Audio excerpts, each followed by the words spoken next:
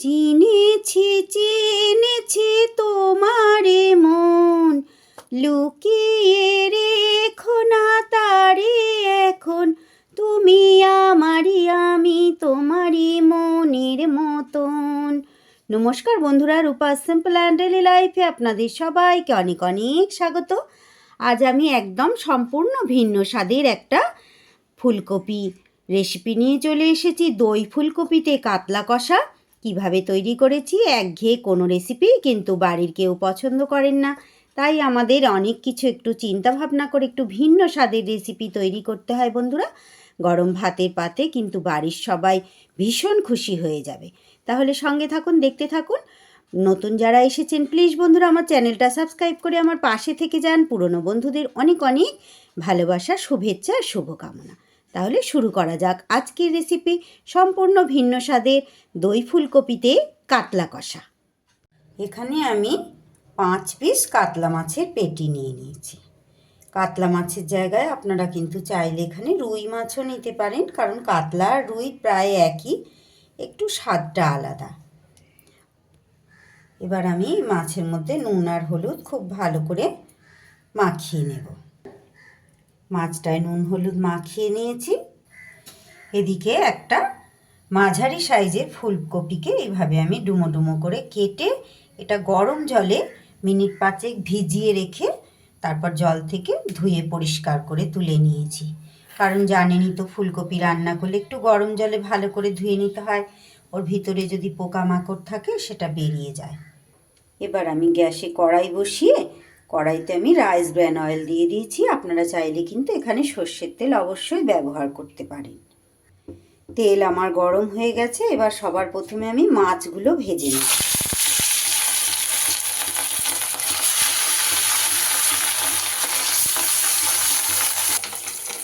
মাছগুলো কিন্তু সুন্দর করে আমি লাল লাল করে ভেজে নিচ্ছি। মাছ সব ভাজা হয়ে গেলে এবার ওই তেলের মধ্যেই আমি দিয়ে দেব মাঝারি সাইজের দুটো আলুকে কেটে ধুয়ে রেখেছি সেটা। এবার আলুগুলোকে একটু ভেজে আগে তুলে নেব।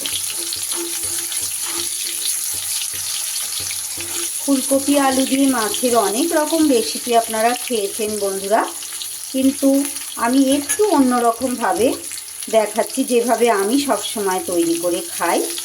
আশা করছি আপনাদের খুব ভালো লাগবে। একবার অন্তত শীতের যে চড়া শীতে যে ফুলকপিটা পাওয়া যায়, এই ফুলকপিটা দিয়ে একবার অন্তত এই রেসিপিটা তৈরি করে খাবেন।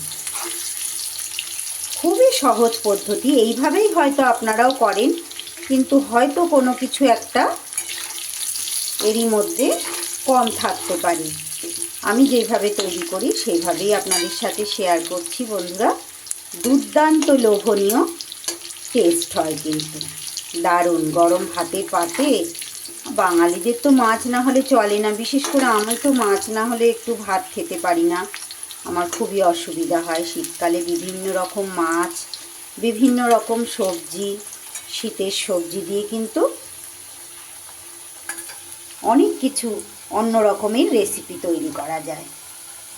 আলুগুলো তুলে নিয়ে এবার আমি এই তেলে ফুলকপিগুলো ভেজে নেব।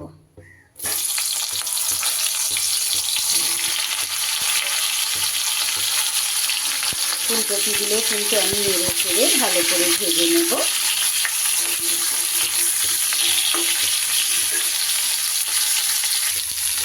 ফুলকপিটার মধ্যে আমি একটু নুন দিয়ে দিলাম বন্ধুরা। একটু নুন দিয়ে দিলে কপি থেকে বেশ জলটাও বের হবে আর সুন্দরভাবে কিন্তু তাড়াতাড়ি ভাজা হয়ে যাবে এটা।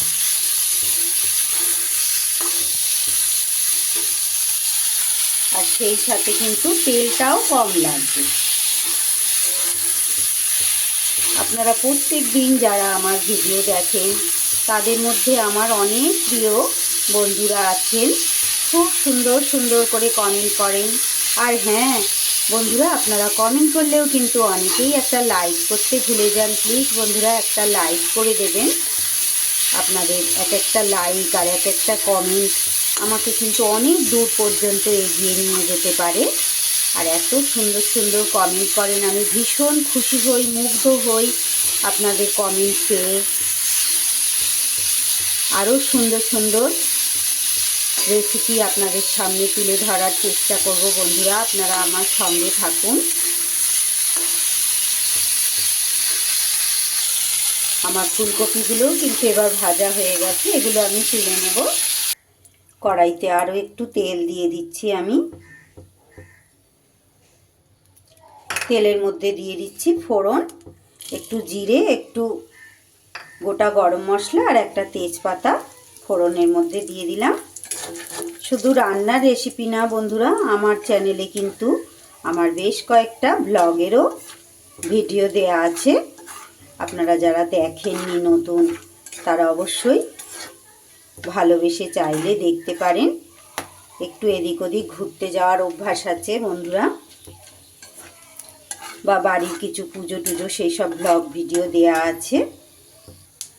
ফোড়ন থেকে সুন্দর গন্ধ বেরোলে বেশ বড় সাইজের একটা পেঁয়াজ কেটে রেখেছি, পেঁয়াজটা আমি দিয়ে দিলাম।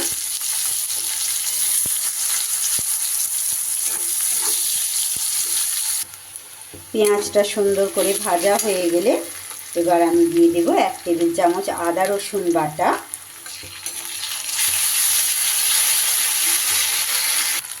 আদা রসুন বাটাটা কয়েক সেকেন্ড একটু ভালো করে কষে নিয়ে এবার দিয়ে দিচ্ছি বড় সাইজের একটা টমেটো। টমেটোটা তাড়াতাড়ি নরম হওয়ার জন্য দিয়ে দিলাম নুন।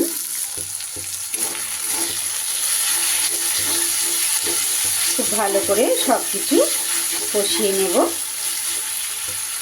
টমেটোটাও যখন তেলের মধ্যে এইভাবে ভালো করে কষা হয়ে যাবে, এবার আমি গুঁড়ো মশলা এখানে আমি নিয়েছি পরিমাণ মতো হলুদ গুঁড়ো, আর কালারের জন্য কাশ্মীরি লঙ্কার গুঁড়ো, আর 1 চা চামচ ধনে গুঁড়ো নিয়েছি। আমি কিন্তু এর মধ্যে জিরে গুঁড়ো দিইনি, চাইলে আপনারা জিরেও একটু দিতে পারেন। আমি এখানে জিরে গুঁড়ো ব্যবহার করব না। খুব সুন্দর করে কিন্তু সব মশলা আমার কষানো হয়ে গেছে। এবার আমি দিয়ে দেব এর মধ্যে 50 গ্রামের মতো ফ্যাটানো টক দই। দইটা দেওয়ার সময় অবশ্যই আপনারা কিন্তু গ্যাসটাকে কমিয়ে রাখবেন, আর দই একদম নর্মাল টেম্পারেচারে করে তারপরে কিন্তু দইটা ব্যবহার করবেন। খুব ভালো করে দইটা দিয়ে আমি মিশিয়ে দিলাম। দইটা ভালো করে মেশানো হয়ে গেলে তারপরে চাইলে আপনারা গ্যাস বাড়িয়ে দিতে পারেন, কিন্তু যখন দইটা কড়াইতে দেবেন যে কোনো রেসিপির সময় অবশ্যই কিন্তু গ্যাসটাকে কমিয়ে দিতে ভুলবেন না। তার একটাই কারণ, দইটা কিন্তু ঠান্ডা কাটিয়ে না দিলে বা গ্যাস কমিয়ে না দিলে কিন্তু দইটা কেটে যাবে। এবার একটু গ্যাসটা বাড়িয়ে দিয়ে আমি সুন্দর করে কষিয়ে নেব মশলাটা যতক্ষণ না তেল ছাড়ছে। আবারও এবার আমি দিয়ে দিচ্ছি ঝালের জন্য কিছুটা লঙ্কা কুচি। আপনারা এখানে চাইলে ঝাল লঙ্কার গুঁড়ো ব্যবহার করতে পারেন, আমি কাঁচা লঙ্কা দিলাম। মশলা খুব ভালো কষানো হয়ে গেলে পরে এবার আমি কিন্তু এর উপরে ফুলকপি আর আলুটা দিয়ে দিয়েছি। দিয়ে ভালো করে মশলার সাথে সব কিছু সুন্দর করে কষিয়ে নেব। এবার আমি দিয়ে দিচ্ছি এর উপরে কিছুটা মটরশুঁটি। মটরশুঁটিগুলো কয়েকদিন ফ্রিজে রাখা ছিল বন্ধুরা, ছাড়ানো, দেখুন কেমন অঙ্কুর হয়ে গেছে। সব কিছু মিশিয়ে এবার কিন্তু আমি জল দিয়ে চাপা দিয়ে সিদ্ধ হতে দেব। বেশ কিছু সময় ঢাকা চাপা দিয়ে পরিমাণ মতো জল দিয়ে, আমি খুব একটা ঝোল রাখবো না, আলুতে টেনে নেবে সেই আন্দাজেই কিন্তু গ্রেভিটা যতটা রাখবেন সেই আন্দাজেই জলটা দেবেন।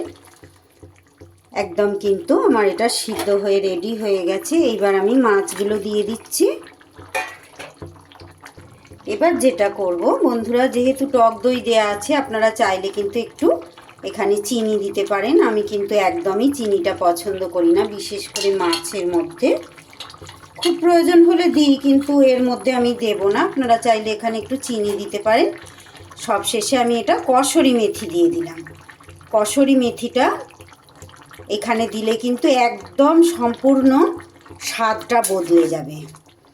কসুরি মেথির জায়গায় আপনারা কিন্তু ধনে পাতাও দিতে পারেন, কিন্তু আমি ধনে পাতা দেবো না, আমি কিন্তু এখানে কসুরি মেথি দেব। আর গরম মশলা যেহেতু ফোড়নে দিয়েছি, এখানে কিন্তু আমি আর গরম মশলাও দেব না। এই জায়গায় নুনটা আপনারা একটুখানি চেক করে নেবেন ঠিকঠাক আছে কি না। আর যারা একটু মিষ্টি মিষ্টি পছন্দ করেন, অবশ্যই এখানে একটু কিন্তু স্বাদ অনুযায়ী আপনারা মিষ্টি দিয়ে নেবেন। মাছগুলো দিয়ে মিনিট 2 ফুটিয়ে নিলেই কিন্তু হয়ে যাবে। তৈরি হয়ে গেল আমার সম্পূর্ণ ভিন্ন স্বাদের দই ফুলকপিতে কাতলা কষা।